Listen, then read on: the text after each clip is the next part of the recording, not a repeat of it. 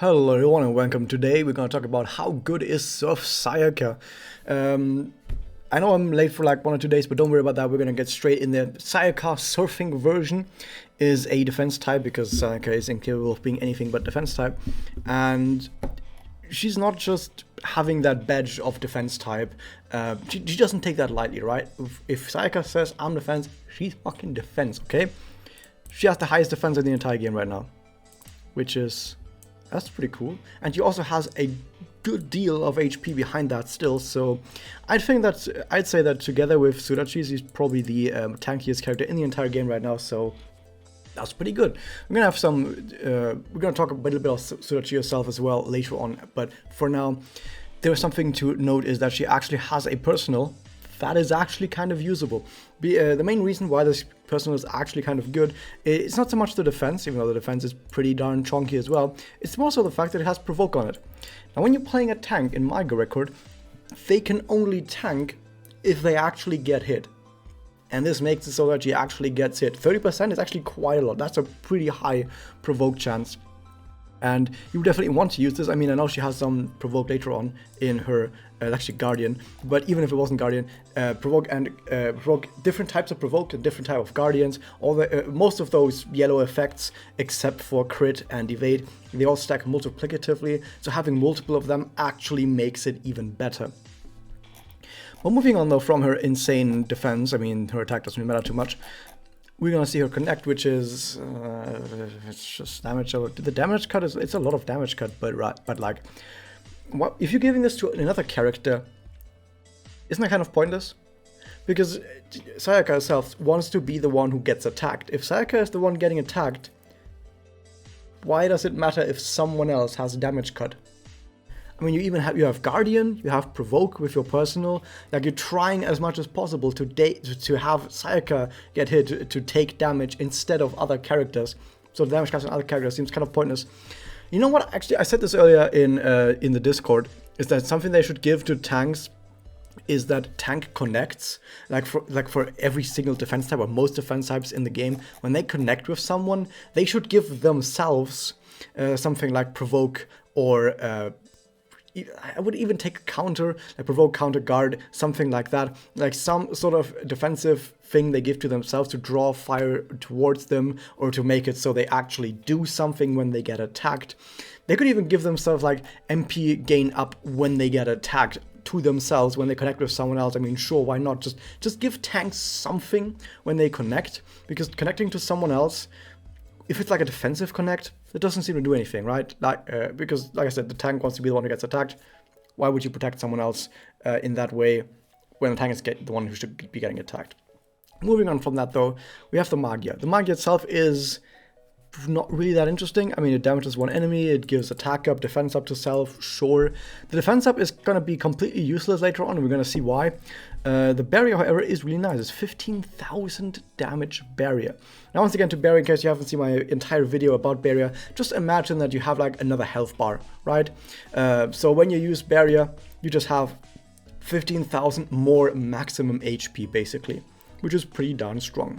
And it lasts until the barrier breaks, until like you have taken enough damage, or until the turns run out, which most of the time I don't think happens. Most of the time barriers will break by just having enough damage taken.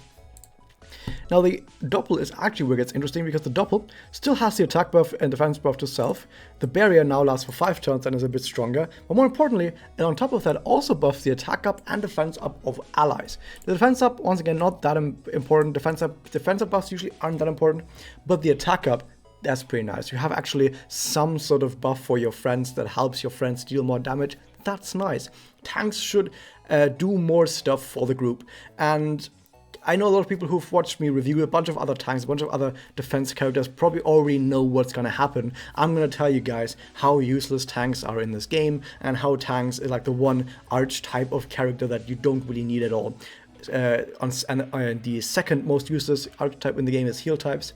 Like tank and heal types are like the most useless characters in the entire game, which is why they don't release that many, because the developers, I don't think, currently are like they currently don't know how to actually make either heal types or defense types really work in higher tier gameplay. They're more so for like lower or mid-tier gameplay where it's like your team is just not strong enough yet to go through something like 100 evils or through something like EX without dying. Right? If you have a team that struggles to actually survive 100 evils, then yeah, you need heals, you need defense. But once your team actually gets to the point where you can just beat 100 evils and you can just beat EX quests, you don't need to worry about dying, every single heal character and every single defense character in the entire game stops being useful in any capacity. However, Surf Sayaka is a bit different. On one hand, like I said, at least with doubles you can buff some other people, and hey, it's nice when you can buff some other guys. Secondly, she actually can protect a little bit better because she provokes onto herself with her personal, and we're gonna get to her SE now. She has it on her SE, she has it as her active on her SE. She passively starts the battle with barrier, which is pretty nice. She has a bunch of other effects like damage cut, and more importantly, defense up at full HP. That's pretty nice. Some regenerate HPs on there as well. So yeah, she's got some pretty cool stuff there. All of that still is not the main reason why her being able to provoke or being able to have Guardian is good. The main reason why that is good is because she has other nodes that give her MP up when damaged. So when she's damaged, she, with both of these nodes, she doesn't get 4 MP, which is usually when you take damage, like when you get attacked, you get 4 MP, right? But with this, she actually gets 14 MP. Isn't that pretty cool? You get 14 MP for just taking a hit, and now suddenly, everything falls into place. Wait a second, if you get 14 MP when you get hit, or if you have MP up, you actually get even more than that, because it is affected by MP up. That kind of means that you want to get attacked as much as possible, right? But if you have Guardian, through both the active, if you have it through the passive, through your personal, if you now have the effect, the ability to either on active or passive just take a lot more hits, every single hit you take makes you have a lot more MP. And the more MP you have, you will actually be able to get out a Magia and a doppel even without having that many discs, okay? This is something that actually makes Sudachi this important. Like the main reason why Sudachi is so important in PvP and why she's probably the most important unit in PvP alongside Valentine's Nagisa is because Sudachi has a lot of MP gain up, like so much MP gain up, and she also has a lot of MP up when damaged. Meaning that she can just take a lot of hits onto herself with the provoke on top of that. So she provokes onto herself, then gets hit a bunch, and then has like Magia after turn 1. And doppel after turn 2 if you get hit a total of 6 times. On top of that you have the fast mana up or whatever, but that's just a bonus, right? But the important part is you draw fire towards yourself, you use the MP up when damage to actually get to Magia, get to doppel, and in ranked that means you get to fire off a Magia or a doppel to get more points, right? Because in ranked you get more points if you fire off a Magia or a doppel. That gives you a whole bunch of bonus points. So that's pretty cool. That's pretty nice to have that on there. And now we have a second character, the second character in the entire game who can actually do something like that, but a little bit worse, okay? It's a little bit worse because on one hand she's missing a lot of the MP up bonuses that Sudachi has. In fact, she has no MP up bonuses except for over 100% MP bonuses or 100 MP bonus, which is kind of useless. Secondly, she doesn't have the MP up like, at the start of the battle. She doesn't start the battle already with like 25% of her bar filled up, which is... It is quite a lot, actually. That is actually quite a lot of MP. She sadly doesn't have that. So she doesn't really get to the same place where Sudachi does. So that's like this strat that super whales do. It's called the 6-hit Sudachi strat, where, as you would expect from the name, you make Sudachi get hit 6 times in 2 turns, and then on turn 3 she uses a doppel and you actually give her like a memoria that make her offensive, and then she actually ends the game with the doppel. There's some weird stuff that people do. Surf Sayaka can't do anything like this, okay? She doesn't quite get there. She just doesn't have enough of that MP juice to actually get to that, but you can still do similar strategies. You can still slot her into a ranked mirrors team if you don't have a Sudachi, if you don't, in general, just don't have that many resources that whales, for example, have. You're like a free-to-play person, and you want to do something similar to Sudachi. Maybe you just want to have a character on your mirrors team who protects the rest of her team by drawing fire towards her, and as a nice little bonus, you just get that Magia after turn 1 or 2. You might need some Excel discs in the mix as well.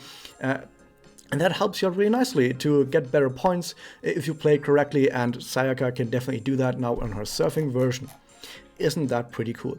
Now we get to the second part of this entire review. So far I've probably convinced you that she probably has a place in ranked mirrors. Maybe not on whale teams, right? Because whale teams have Sudachi. There's actually a place for her kind of on whale teams in tournaments. But tournaments are only for people that actually live in Japan.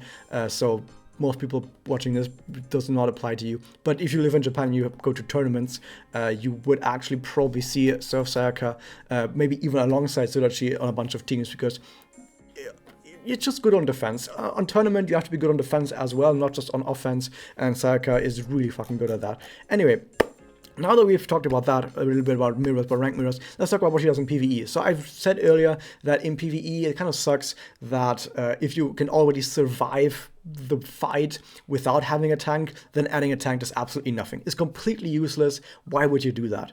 Okay, but let's say you have... So Sayaka doesn't really change that. Sure, you could use her to get to Magia or doppel by taking a bunch of hits or whatever, and sure, that's fine. But 30% attack up to all allies...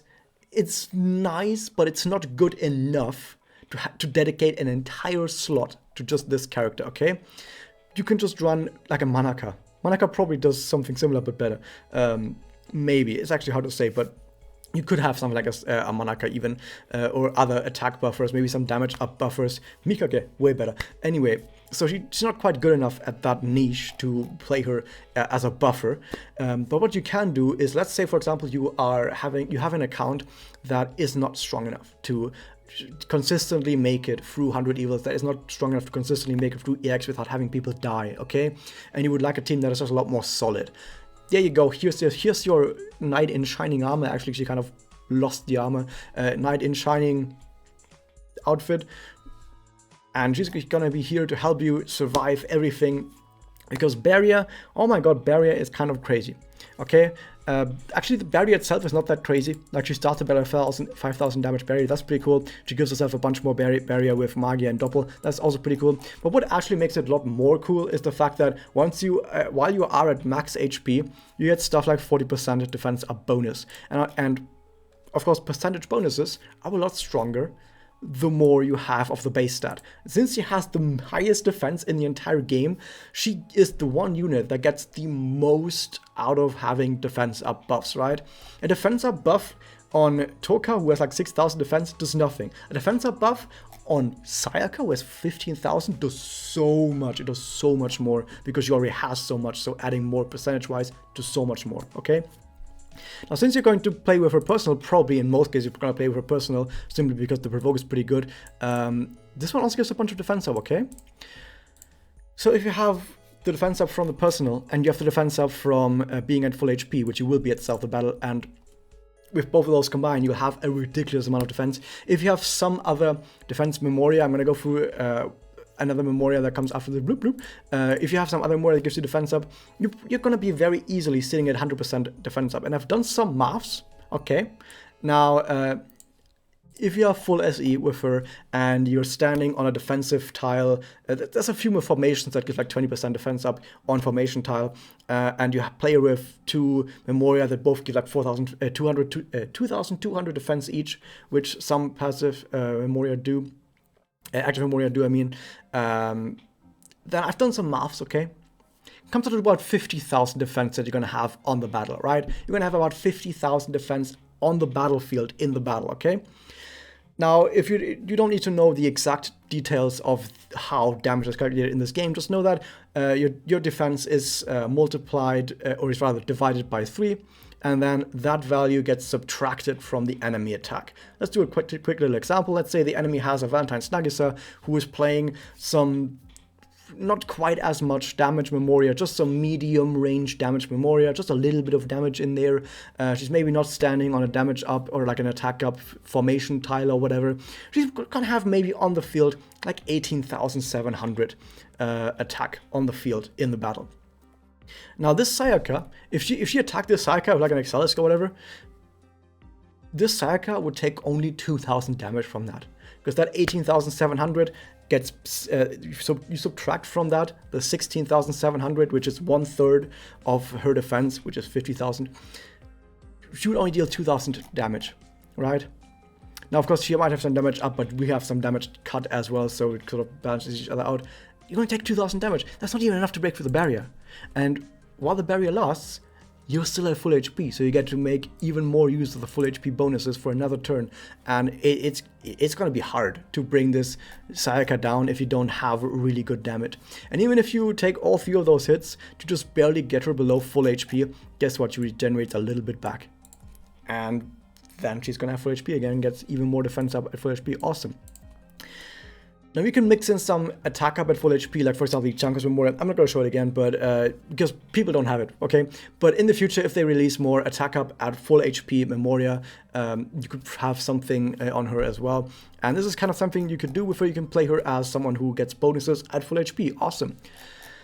So overall, this is also something that I wanted to mention is, if we come back to mirrors just for a quick second, if you see her in mirrors, if you look through the enemy list, in mirrors, and you see a team that has Surf Sayaka on it, and you don't have really good offensive characters, don't fight that team. You will probably lose, because Surf Sayaka is so goddamn tanky that if your team doesn't do a lot of damage, you won't be able to kill that Surf Sayaka. You just won't be able to kill her. You will die really hard. So dodge her every single time. It's going to be really, really tough to deal with that. So definitely keep that in mind. Now that we've said everything though, let's actually come to a conclusion about her. So she has some places in ranked mirrors on some teams, maybe some tournaments, maybe for people who don't have Surachi, who want to do something similar but not quite as good, right? She has some use in PvE. She can buff a little bit her team while staying alive, trying to provoke off of enemies to get even more MP, buff a little bit more. She's very solid if you have an account that isn't that strong and you just want a solid character that keeps your group alive, and so you can actually make it for 100 evils. So overall, she's a very solid character who will do you well, but she's not going to be one of the absolute top units right now. With that said, a unit that is completely, totally solid, maybe in like the upper parts of the game without being too broken, I think that's totally fine. Moving on though, we still have 2 Memoria to talk about. We have first this one, which is really good. If you're playing something like Surf Sayaka, this is really good Memoria. It gives damage cut, which you sorely need. You have the defense up, and by the way, this defense up, plus the personal, plus being at full HP already gets you to 100% defense up, which is the maximum. You can't have more than 100%. So that's pretty good. But also the MP gain up, which just helps out with actually getting to Magia, getting to doppel when you get hit. So if you're playing, even on Sudachi, this might actually be somewhat alright, depending on how you play that Sudachi, to just have more MP gain up and some defensive. So yeah, any tank that wants to get to Magia or doppel by getting hit will probably like this one. Or just someone who wants to survive. And then we also have this one, which is 3-star actor, like whatever, it doesn't matter. So yeah, that was my review of it. Was a little bit late because I was on vacation over the weekend, and then I had to do a bunch of anime stuff and weird stuff happened. Anyway, that was it. Hope you guys enjoyed that. Hit that subscribe button, ring the bell, and I'll see you guys next time.